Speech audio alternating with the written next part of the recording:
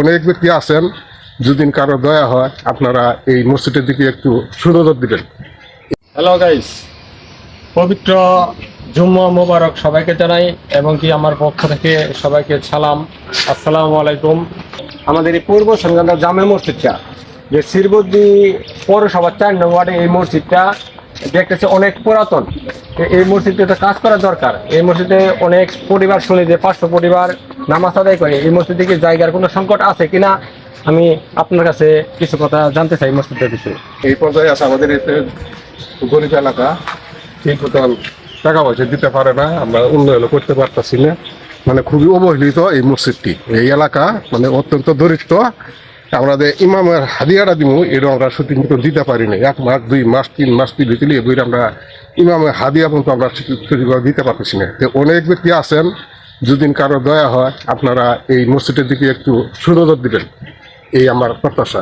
আসসালামু আলাইকুম। আমি আসছি আপনাদের মাঝে পূর্ব সনকান্দা একটা জামে মসজিদের বিষয়ে কিছু কথা নিয়ে আসছি আপনাদের মাঝে। পূর্ব সনকান্দা এই জামে মসজিদটা অনেকদিন হয় এই মসজিদটা হয়েছে, কিন্তু ইনশাল্লাহ এই মসজিদ তো কাজ করা দরকার, মানে কি বিশেষ দরকার।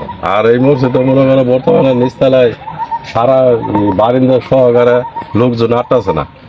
তারপরে ক্ষেত্রে এই গ্রামবাসীর সহযোগিতা বা আরো অনেকে যে রণাত্ম ব্যক্তি আছে, এরা যদি 10 জন মনে করো সহযোগিতার হাত বাড়া, তাহলে এই মসজিদ 2 তলা বা 3 তলা কাজ করা সম্ভব। বা এই মসজিদ ভাঙ্গিয়া 2 থেকে 3 তলা পর্যন্ত কাজ করা এটা জরুরি দরকার। আর এটা মনে করো সহযোগিতা করা লাগবে, যারা আছে যাদের সামর্থ্য আছে, কিন্তু ওরা যদি সহযোগিতা না করে, সহযোগিতা হাত না বাড়া, তাহলে তো আর করা সম্ভব না। কিন্তু ওরা যদি সহযোগিতা হাত বাড়া, তাহলে অবশ্যই করা সম্ভব এবং এটা দরকার, বর্তমানে দরকার এবং ভবিষ্যতে আরো তো লোকজন বাড়বো, তাহলে বিশেষ প্রয়োজন আছে এটা 2 তলা বা 3 তলা করার। আমি যতটুকু জানলাম এটাই। উনি হলেন এই জামে মসজিদের সেক্রেটারি সাহেব। উনি খুব সুন্দর কথা বলছেন।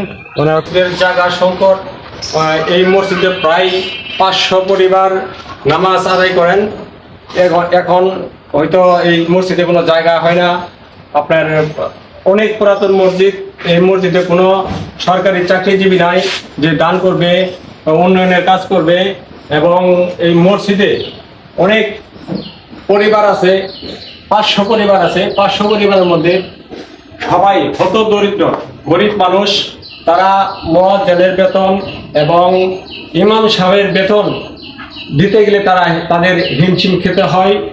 আমরা এই মসজিদটা কাজ করতে দোতলা করার জন্য এই কমিটিবৃন্দ চিন্তা ধারণা, কিন্তু টাকার অভাবে তারা এই মসজিদটা দোতলার কোনো কাজ করতে পারতেছে না। আমরা চাই যে সবার সার্বিক সহযোগিতায় আমাদের এই মসজিদটা যেন দোতলা কাজ করতে পারে এবং